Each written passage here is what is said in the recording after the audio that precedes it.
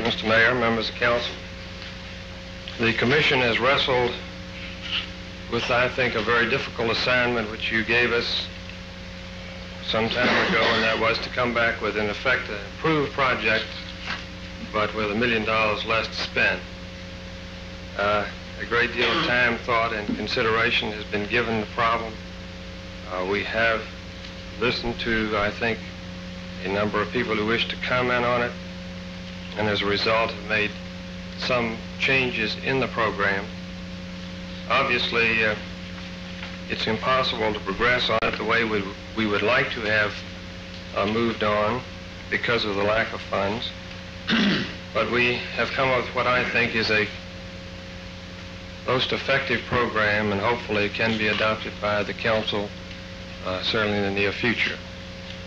Therefore, the very best time that we can hope for is an early decision by February 1 so that working drawings could be approved on a go-ahead status for the mall itself, with actual construction to begin on June 1, 1974.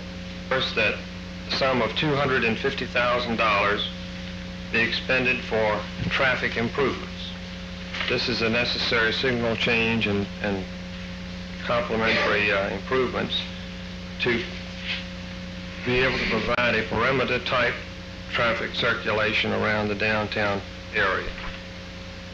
We would propose, secondly, that $1,045,000 be expended for the building of the Main Street Mall from the C&O station or in front of City Hall to the Vinegar Hill area.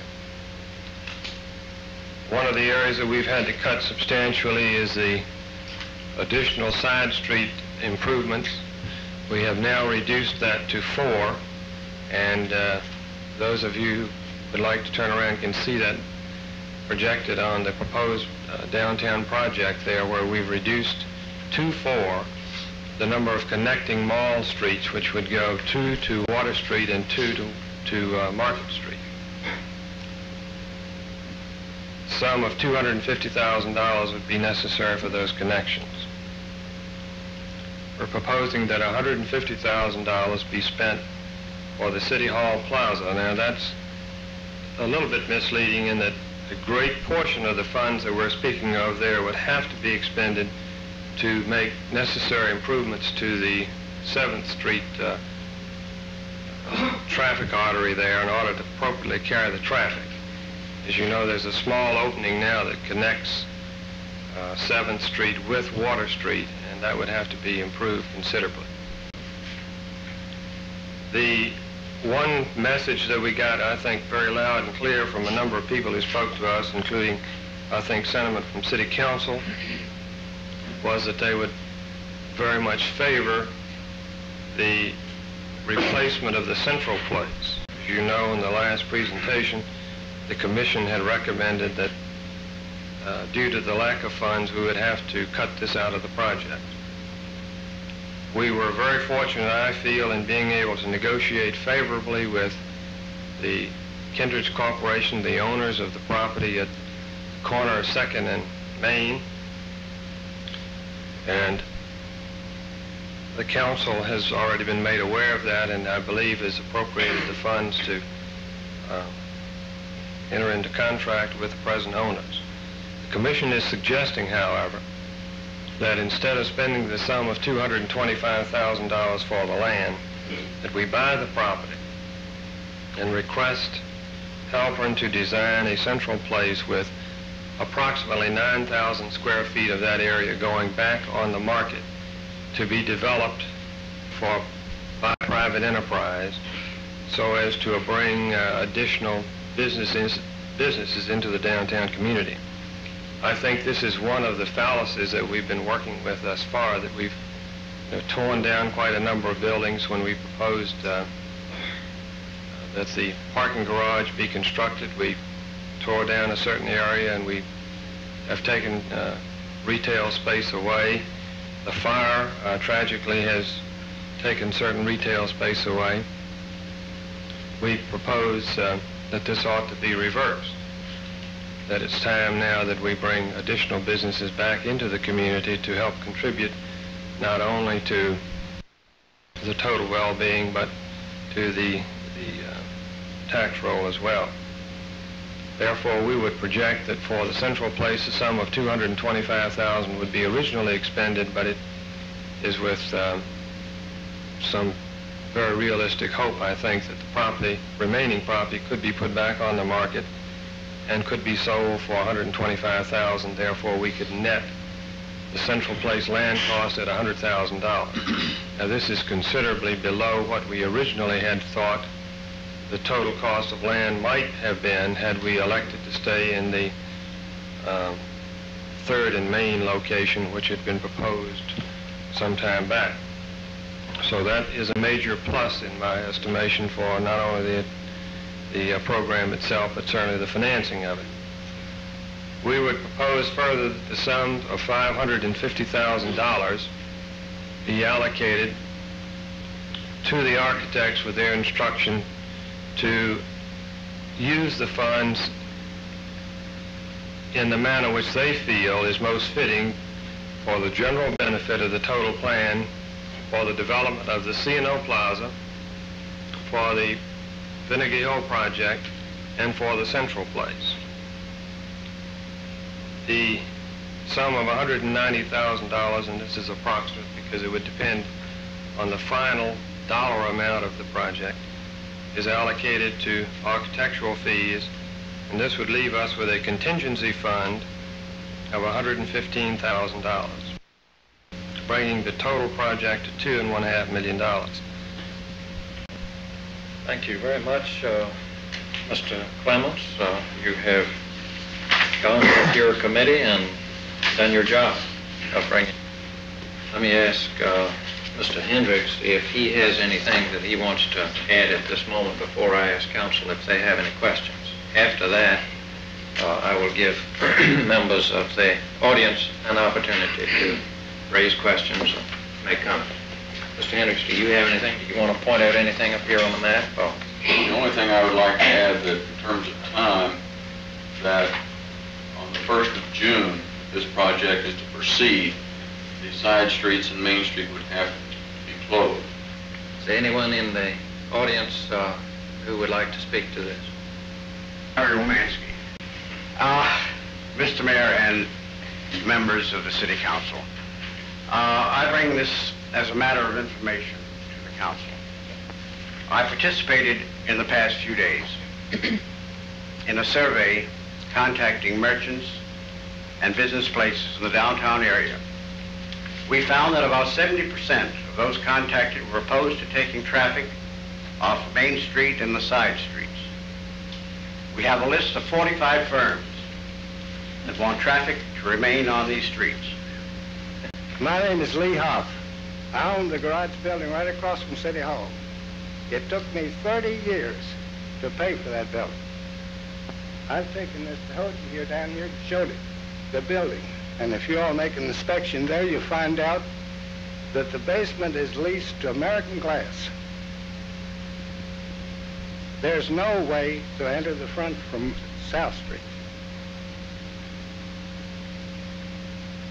because there's two separate. First floor is entirely separate. I have a parking area, to tell you the truth. If you all know Charlottesville, you know I'm the only place that has a parking area for customers by the business. It's a service building for sales and service. If the traffic is taken away from in front of my building and trucks cannot come in there, the building won't be worth anything after it took me 30 years to pay for it. My name is Crissman. I'm not a businessman downtown, I guarantee you, but I am a taxpayer and I have some questions. We hear opposition from the business community, and we hear a lot of comments about what all this is going to do for the people of Charlottesville. And I would really like to know what it is going to do for the people of Charlottesville. For the people who are paying the taxes, the $2 million that you talk about that's going into this brickyard that you want to put out here. I don't see where we're going to get the benefit. You haven't improved any access to the downtown business area that I can see. You've made it no easier for us to shop in Charlottesville downtown. And I would like to see some of the answers as to how it's going to benefit us who have to pay this $2 million. The whole idea behind this mall is to turn the downtown shopping area over to the pedestrian, so that people can walk freely back and forth and feel that a sense of space, of being able to move about. Now, if we keep the cars on Main Street, that's going to be destroyed. And I don't think whatever greenery would be added to it would be significant enough. This is one thing that has concerned me throughout this whole project, and that was, are we putting enough ingenuity, imagination, and money into it to make enough of an impact that people are going to want to come downtown to shop and to do business? Because if we aren't, then we're probably wasting the money that we're proposing to spend.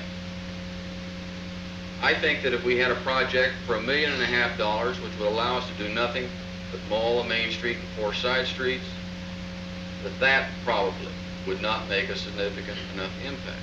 I think if you don't make that impact, that you're wasting what money you do spend. And I've come to believe that $2.5 million is probably about the minimum that we can spend on this project and make that kind of an impact. Certainly the more money you had, the more of an impact you could make. But what's at stake is not anybody's individual downtown business. What's at stake is the whole downtown as it relates to the total community. It's a vital part of this community. Now, there's nobody that will guarantee that this project is going to be 100%.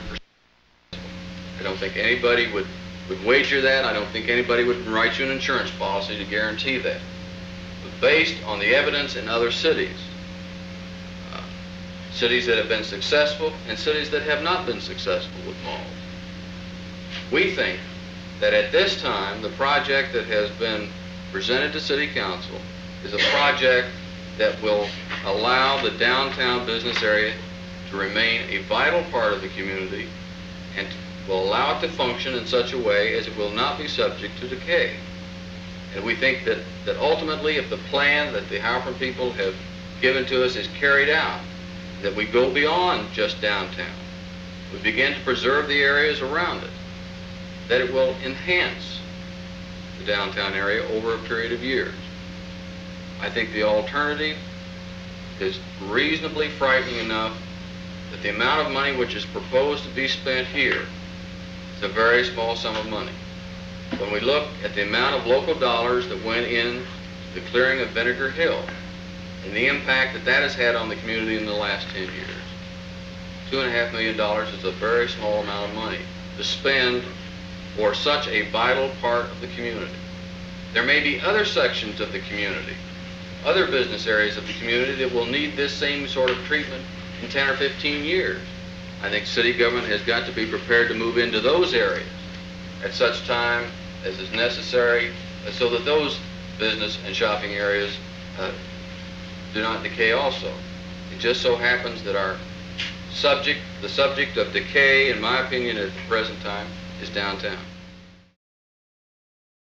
This is Community Channel 10, a public service of the Jefferson Cable Corporation in Charlottesville, Virginia.